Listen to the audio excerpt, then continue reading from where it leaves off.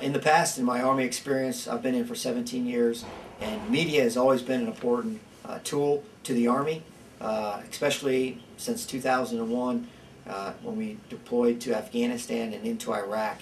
That's basically how we tell the public our story. Public relations is critical to any program, to include Army ROTC. It's how we get the word out about our program. And there's 4 lines of effort inside of ROTC. The first is recruiting, second is development, third is retention, and then fourth is commissioning.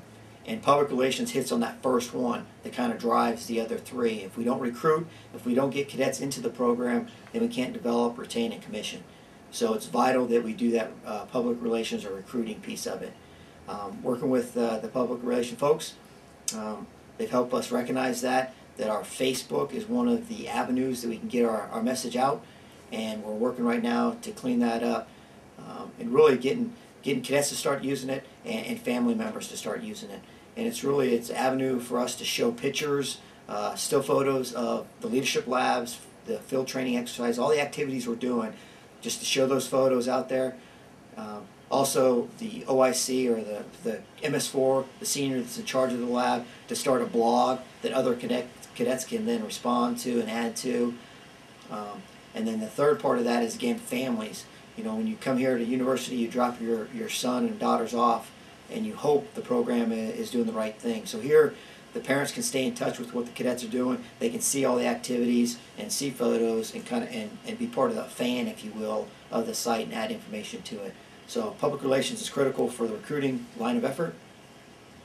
The other aspect of it is high school kids, other college kids, anybody that's interested in ROTC nowadays can go online and say, hey, I wonder if they have a Facebook page, because 99% of them do, or a web page.